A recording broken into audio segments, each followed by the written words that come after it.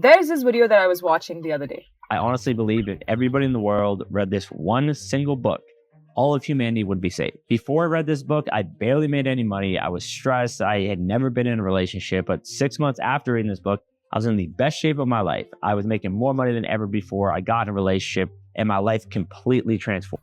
What is that book? I want to know. What is this magical book that's going to change my life? I mean, that video, what you just saw was like a good 30 seconds, but I was hooked because I had to know, what is this book that's going to change my life? That's the power of a good story. It keeps you hooked. It keeps you wanting to know what is going to happen next. It keeps you wanting to read till the end of the Harry Potter series or watch till the end of Game of Thrones. And that's why today's guest and topic are very special, because it's all about storytelling. Let's go. Today, for the very first Curious Maverick show, we have Jyoti Guptara, a best-selling author and business storytelling expert. Jyoti dropped out of school at the age of 15, and then just 3 years later, his teachers invited him back to speak as a best-selling novelist at that same school. He was the world's youngest best-selling author of a full-length novel back in 2006. But it wasn't until 2015, when he was 26 years old, that he realized the value of stories in business. Today, he leads the ambassador program for the Global Peter Drucker Forum, and he works with companies of all sizes, startups, big companies, individuals, to help them tell better stories. He has been featured widely by BBC, Business Standard, India Today, Times of India, and many more. Jyoti Guptara, ladies and gentlemen. Jyoti, I want to jump straight into something that I've thought about a lot. Why are people who are teachers in schools, managers in offices, why are they so bad at storytelling? Because I can't remember a single meeting of mine from my time at Salesforce, where I was working as a corporate employee, that was interesting. And I maybe remember one or two professors from my college who actually made the class interesting. Like all the other classes were just professors coming in, showing some slides, and then walking away. Nobody cared. And they were just so bad at storytelling. So why are we generally, as a crowd, bad at storytelling? It's sad, isn't it? Because we spend so much of our lives at school and then at work. You'd think that we would know how to make that more interesting and memorable. So I think there are two parts of an answer to your question that I've come up with so far, and I would love to talk more about this. But I think it has to do with mindset, first of all, and then the method, right? If people aren't motivated to learn to tell stories or to think in terms of narrative, then they're not going to do it intentionally. They're not going to have the tools to do so. So the method is actually the easy part, right? I've written a little book which gives you plenty of tools, and I can do a knowledge transfer to an organization or to a leader in a couple of days. But that doesn't mean that these tools are going to be put into practice. So, an organization can buy methods, but people have to buy in to those methods. I think we tend to underestimate stories because we heard them as children. So part of us maybe thinks of being read bedtime stories or kindergarten, right? Because that's the first times that we heard stories. But that's a bit ridiculous, really, because the first time that we heard about history or, data, facts, was also when we were children. So in my mind, that is a false association. Another reason I think we underestimate stories is because of their subtlety. But that's exactly where a story's strength lies. Earlier this year, I was giving a talk, and it was funny because after my 45-minute presentation, I took some Q&A, and one of the questions was, Jyoti, fantastic presentation, really engaging, but would you mind telling an actual story for us to model that? And half the audience laughed because I had been telling stories nonstop, and this lady hadn't noticed it. You see, that's the power of stories, their subtlety. So literally, I can be giving a talk on why you should use stories and the power of storytelling, and still there can be people in the audience who won't actually wake up to the fact that, hang on a minute, the reason why Jyoti is engaging me right now is because he's telling stories. Huh. Interesting. So that kind of makes me think of this I don't know, like a quote from product management where you say that you never notice good products because they're so good. Like you don't notice the fact that, for example, Instagram works the way it does. But then if you have a bad product with a bad user experience, you immediately notice that.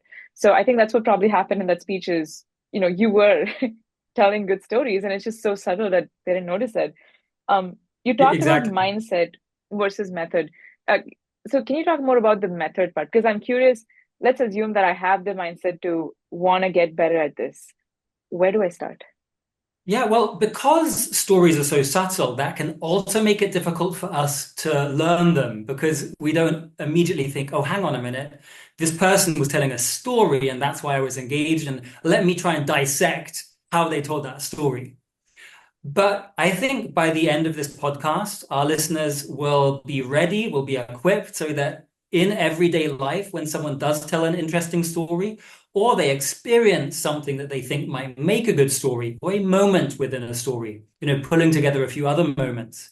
I think that'll turn on something in our audience's mind so that they recognize stories. So I have a four-part framework, which I encourage people to practice, a sort of story cycle, which helps develop a storyteller's mindset. So the first S is spot, right? We need to recognize stories when we see them. The other night, I was having dinner with my wife, and we were talking about nutrition, as we often do these days, because my wife runs these community health challenges for women. And so she was telling me about experience transitioning from buying flour to grinding her own grain. And, I get to witness this happening in real time. But Hmm. she mentioned that she had just visited her parents and she'd brought them one of these fresh loaves of whole grain with flour that she had milled herself. And so her dad was a bit skeptical about what this tasted like, right? It's a bit too healthy. But when he took a bite of this bread, he said, huh, this reminds me of the bread that I ate when I was a child. In fact, Hmm. come to think of it, the bread we are eating that we get from the shops doesn't taste like the bread we got from the shops when I was growing up. Wow, I thought that is a brilliant story. And my wife just casually dropped that over dinner. I said, honey, you've got to write that down, right? So that's the first step. Spot. Hmm. Recognize good story material when you find it. The second part of the framework is store it, right? So then Kathleen, my wife, she opens her app, which I've encouraged her to use as a story bank or curated collection of stories that you intentionally build. And that leads us to the third point. Now you're ready to shape that story and finally to share it. So that's the story cycle: spot, store, shape, and share. Hmm. I mean, it's so easy, like so easy to remember because it's 4S framework. I understand this part because there's this framework called, I think it's called the story worthy moment framework. It's so simple. This person just says that every day try to capture one story worthy moment. Like before you close the day, reflect on the day, pick one moment, and then write about that. So I feel like that even sounds like an easy thing for me. Even the storing. Can you talk about the shape? How do I take a story that happened and then shape it into something even more interesting than it is? A lot of the success of a story depends on its structure. So I would recommend that people dissect stories into moments and they help the audience to experience those moments the way you did. One of the stories that I often tell in classes, whether it's high school students or whether it's corporate executives, is I'll tell them about a situation where I thought I was well, it was this weekend where these teenagers were getting to know each other. Right? I was 14, and so you're always a bit nervous. You want to kind of show off. So we go down into the cellar, which is full of balloons. And the game consists of having to score as many points as you can for your team by whacking those balloons to the other side of this cellar room, right? So there's an Okay. invisible imaginary line down the middle, and the room is full of balloons, and then you've got 30 teenagers at this line hitting these balloons back and forth. So I get into it, and because I've had a very destructive history or relationship with my spectacles, I took them off, right? So that I didn't break them. And I score a lot of points, obviously. And then finally, the leader blows the whistle, the game is over, but I see one last balloon. So the game is not over for me. And I really enjoy the fact that all eyes are on me as I jump up, sort of like volleyball, and smash that balloon to make the last point for my team Yeah. until my hand connects with that balloon and it doesn't feel like the other balloons. It's hard, it's cold. And I only realized that this probably isn't a balloon that got stuck in the ceiling. It must be something else when it disattaches from the ceiling and falls like quite a heavy object to the ground and smashes into 1,000 pieces. That wasn't a balloon. That was a beautiful round lamp that cost 70 francs. So what I do is I share a story like that, and then I ask my course participants to tell me the story, right? Just in terms of information, what happened. And then they'll typically summarize a story. They'll say, you smashed a balloon because you're short-sighted, right? I didn't have time to tell the story, or I didn't feel like I should take the time, right? That's always the temptation when we're so in love with information over the story. But then you'll find all sorts of things missing, like I just left out that I'm short-sighted. So when I take my spectacles off, I can't see, what things look like, right? So those balloons were all fuzzy. So ultimately, my course participants will basically summarize the story, and it won't be funny. Why? Because they have the wrong sequence of events. They'll start at the end instead of building up to that point. So we have to get the setup right. And if you get the setup right, such as my being short-sighted and the setting, the actual place where you are, the time, those sorts of basic details, and the mind frame of the main character. If you've got those things right, that's character, setting, and plot. If you get that in the setup, then you'll have a satisfying payoff as well, or at least it's a very strong foundation on which to build. Wow. So you said one thing that I just loved is that you didn't, you never said in the story that you were short-sighted. You just said I took off the glasses. But then it's almost like the audience gets to join the story because they're piecing that together in their mind.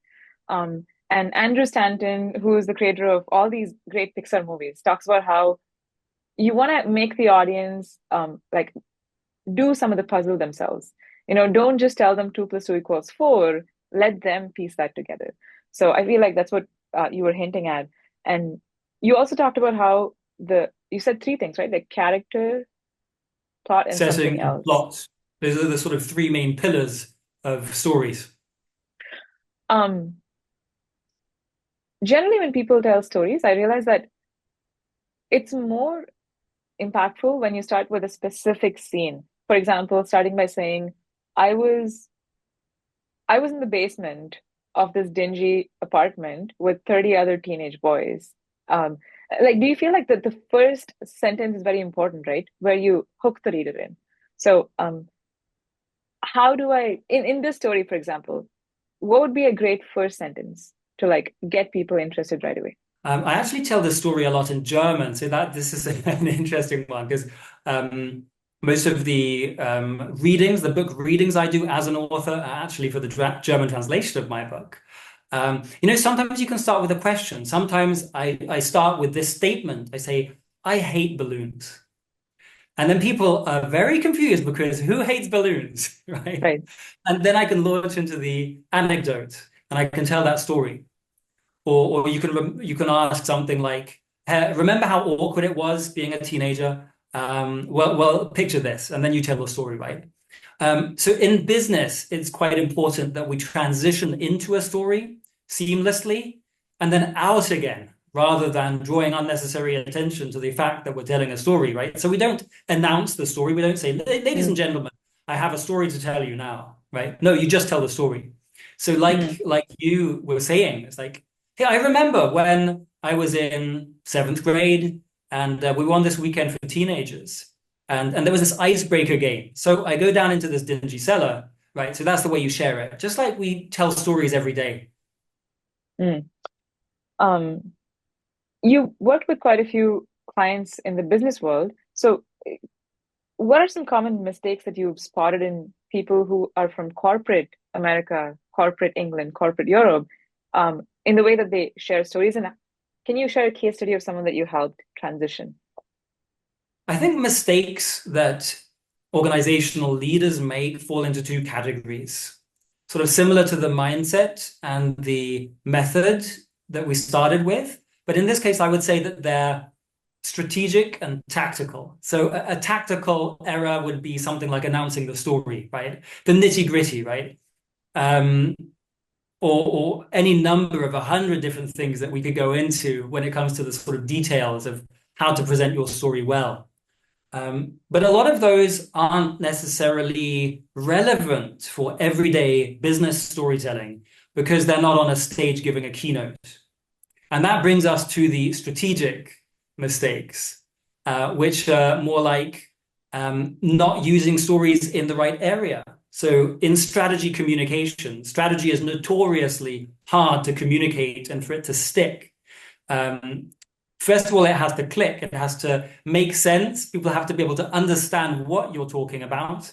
And a lot of the time, we can't imagine these corporate communications because they're so abstract. And again, this is where I talk about abstraction bias. So organizations tend to favor the kind of talk that sounds good, but doesn't mean a lot.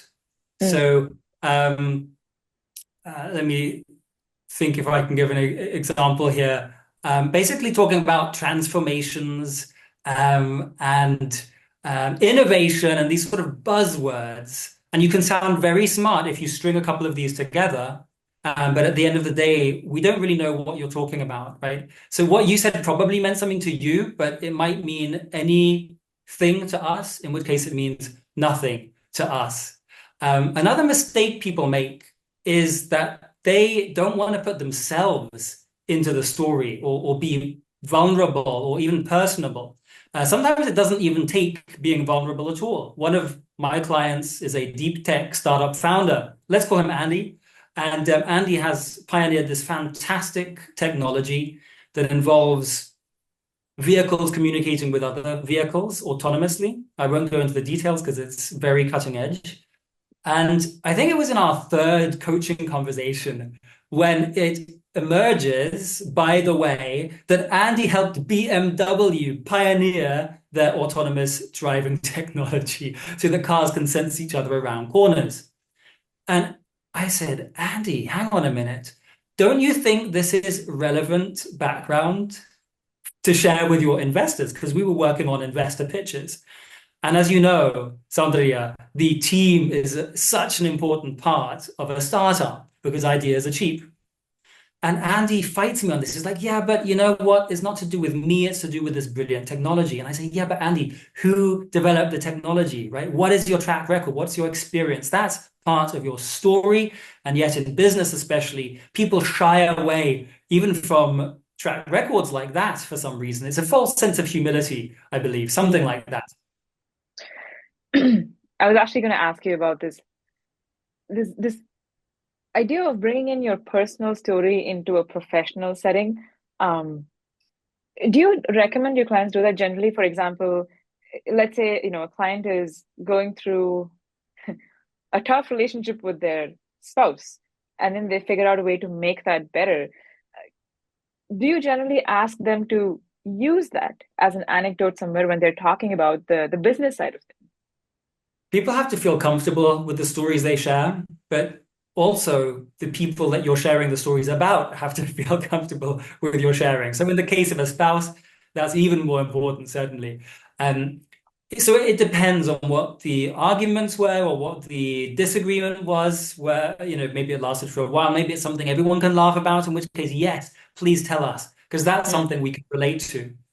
Brene Brown talks about socially acceptable vulnerability. So just make sure that it's not uncomfortable for yourself telling the story or for the person you're telling the story about, or even for your audience. Because sometimes we can be a little bit too private as opposed to personal. And nobody wants to experience that dirty laundry, or no one wants to feel like they're your psychoanalyst. Absolutely. I say this because I was listening to Matthew Dix talk about storytelling in this podcast.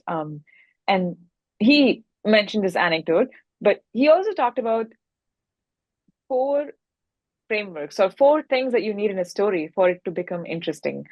He mentioned stakes, like set the stakes of the story, surprise, suspense, and humor. I'm curious, how have you used this in your coaching, in your books, and do you like to use one of these elements over the other? Because I know you've written fiction, so I'm sure you use suspense a lot there. In my thrillers, of course, suspense is the number one emotion that we want to deliver. We want people to have that experience.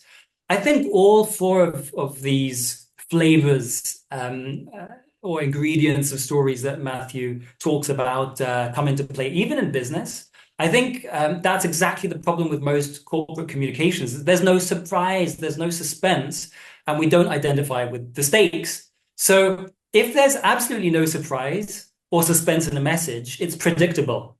And if Mm. something's predictable, why should we listen?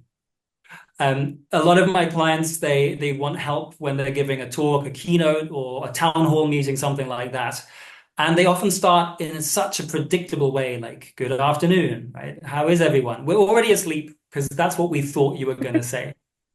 Instead, get up on stage and tell us, I hate balloons, or some other surprising statement or start to a story.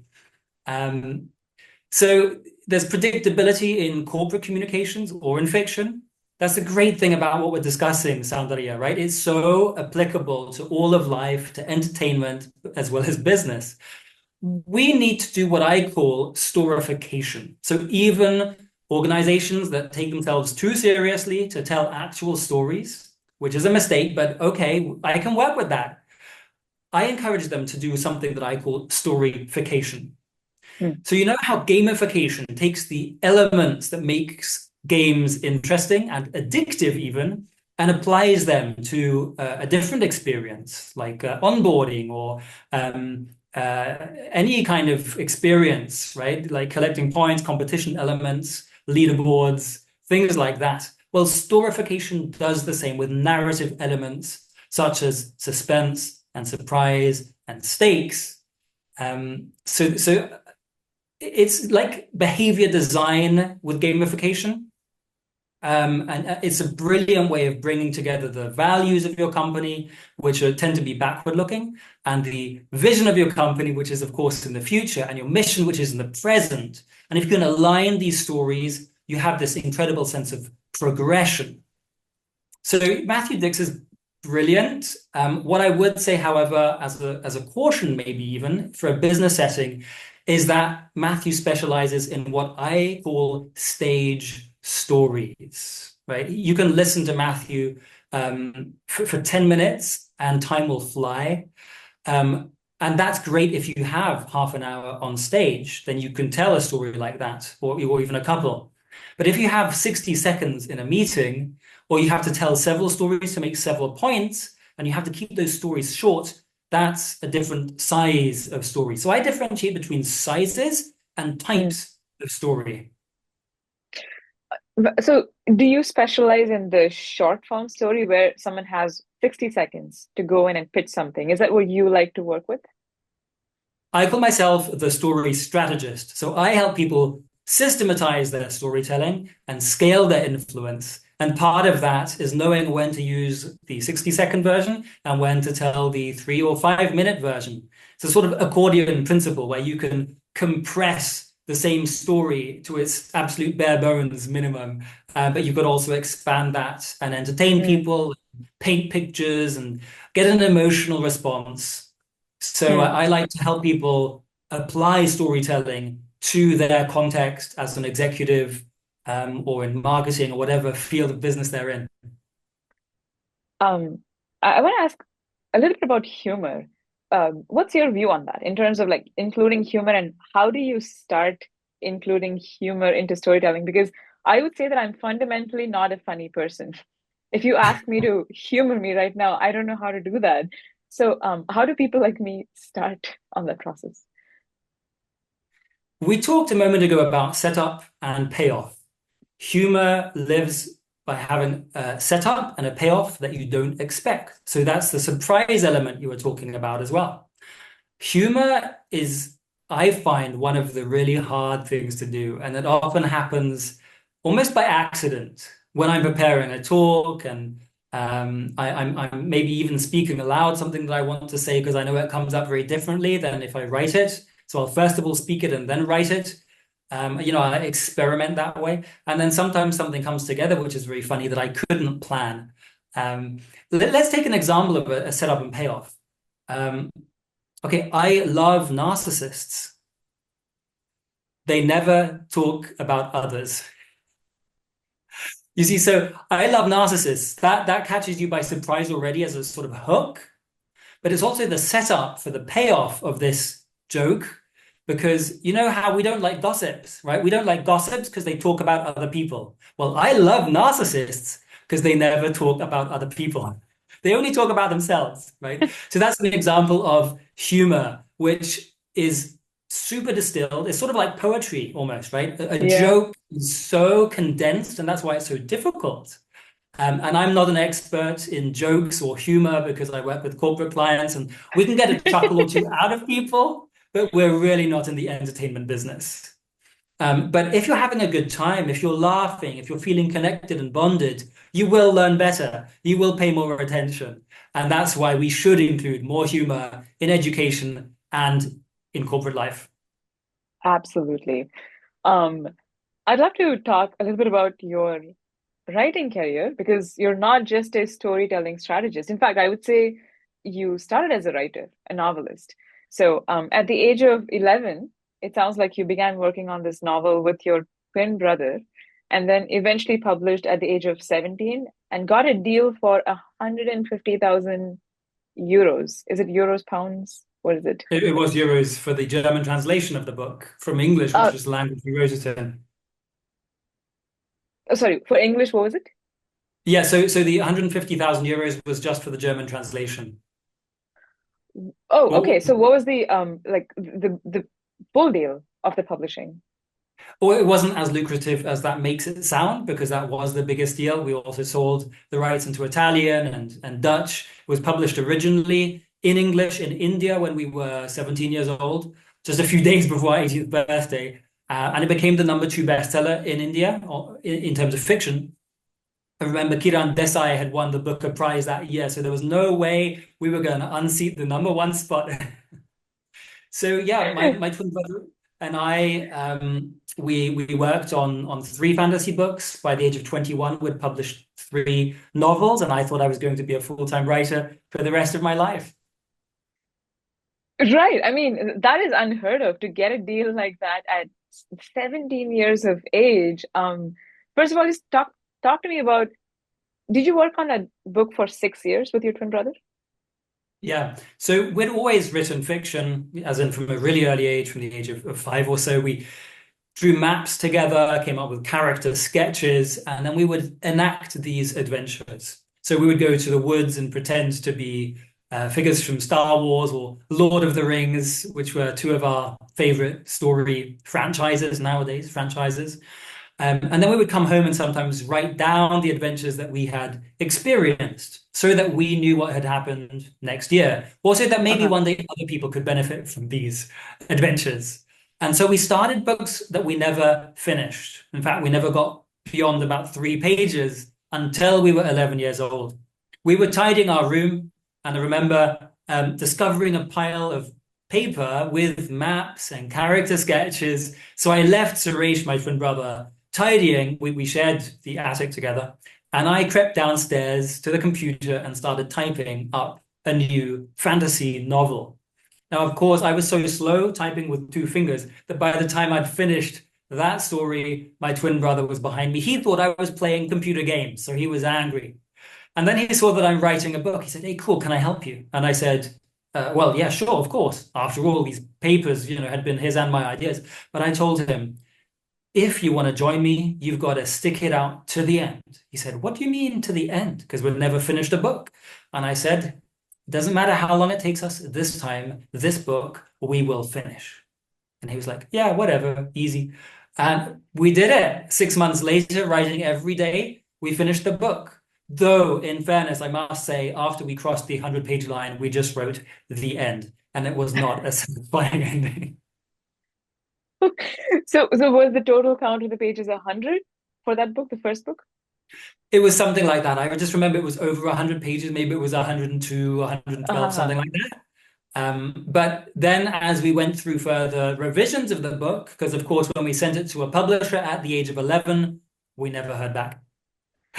So when we were 12, we revised the book. And this time we were a little smarter about how to do business and not put all your eggs in one basket. So we sent the book to 5 publishers. And this time we actually got responses. So we were very happy with ourselves until we opened those letters and we had 5 rejections. Okay, what happened in year 3 when you were 13? So we kept going, and it was sort of like this ping pong game where the publishers would take, 3 or 6 months to get back to us with another rejection. But something interesting happened after, I think, the third version of the book. Instead of just saying thank you, but no thank you, and rejections come in a very polite sounding way, like, oh, thank you for your masterpiece, right? It's amazing, but no thanks. But something changed after the third version, which was no thank you because, or no thanks but, right? So sadly, we don't feel like we can publish this book because it doesn't fit on our program or whatever, but we think your writing sings, it's like it's lively writing. However, we don't believe your characters are real. We feel like you have cardboard characters. They're not 3D, which is a term publishers use, which means they feel like real people. So we could work with that feedback, and that was much better and more motivating than simply going through 6 years of rejection. So age 11, we finished the first draft. Age 17, we finish version 10.6 of our book, which finally gets published in India. Oh my God. I mean, incredible. So, the actual publisher that you got, what was the process in getting them? So, had you been talking to them for a few years since age 11? Or who was that final publisher who said yes? That was India Research Press, their fiction imprint, Tara Press. And I can't even remember at this point whether we had approached them before in the past or not, because we'd spammed all the publishers we could think of. New Delhi, New Zealand, New York, whatever English language countries had publishers, they were going to hear from us. And I'm so glad that it was an Indian publisher that ended up um, offering to publish our book, because of course our father is Indian, and being half Indian ourselves, that India is a country close to our heart. So our first book tours were in India, and first television interviews, and it was just a great place to cut our teeth as authors before we did a similar thing in the USA and here in Europe.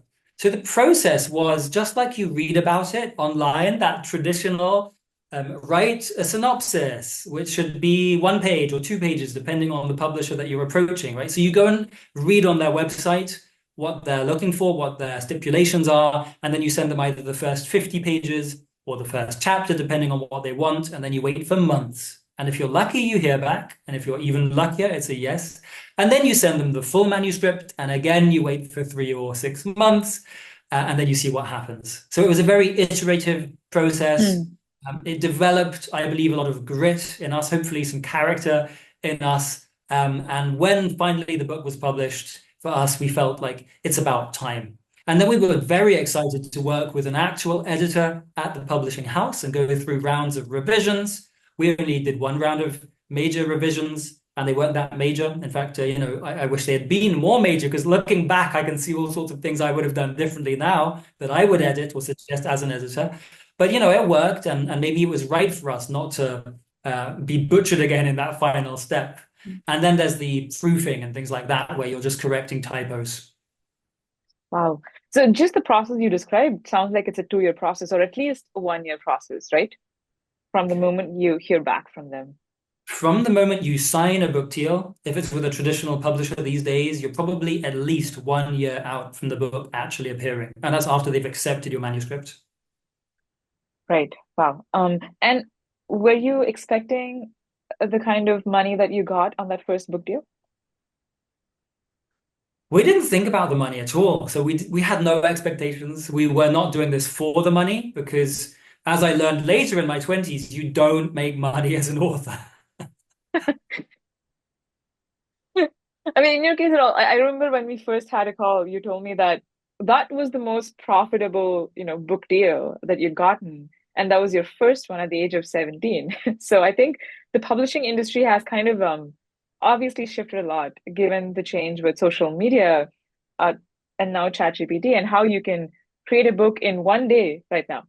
With just a few prompts, I can write a book.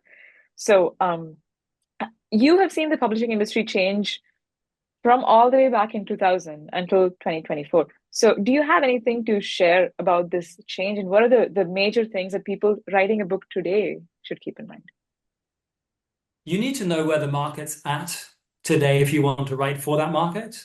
And then you can decide, is the best way of reaching my market self-publishing and being in control of the entire journey, including the cover and the back cover copy, as in, how do you hook your audience and then how do you promote it and market it?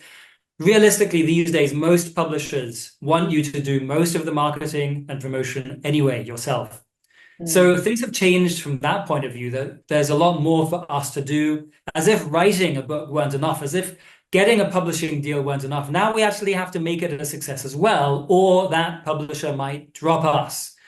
And I've experienced that too. I've written one book where we'd hoped it will become a series, and then it didn't because the numbers weren't right. My co-author, Davis Bunn, he's a writer in residence at Oxford.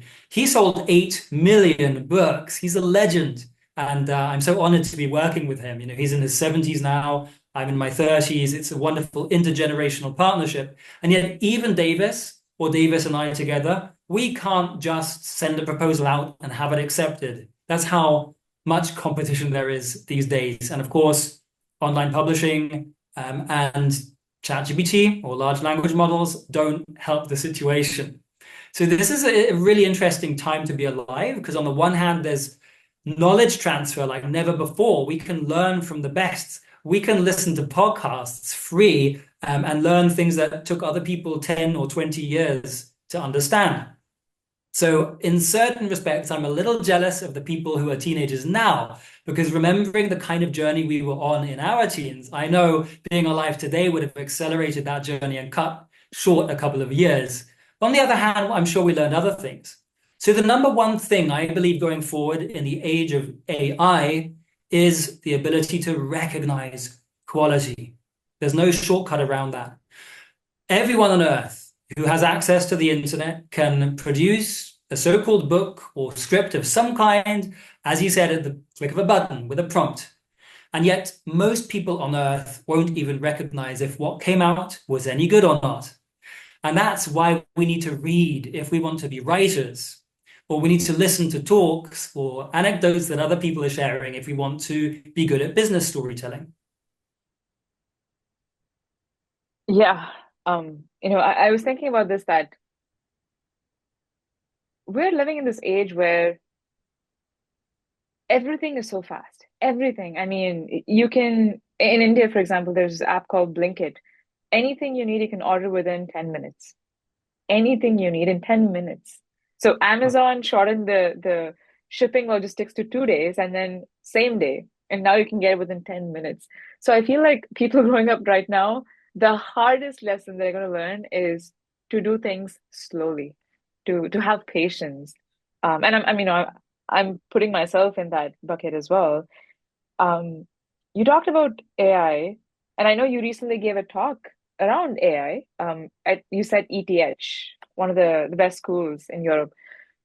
What is your thoughts on that? Because I've obviously thought a lot about this as a writer myself, is where do you draw the boundary? Like, when does it stop becoming ethical to use AI in some form of writing, whether it's an article, a post, a book? How do you think about that? There was an article in The Atlantic, I think as far back as 2022. I'm not sure anymore, but it talked about how ChatGPT and others had read all the books that they could, even when they weren't supposed to, and how many authors, many of whom I know personally, had their books illegally ransacked And I never bothered, or rather, it's on my to-do list as of 2 years ago to do that and check whether they actually pilfered my works as well. And I just haven't got around to it.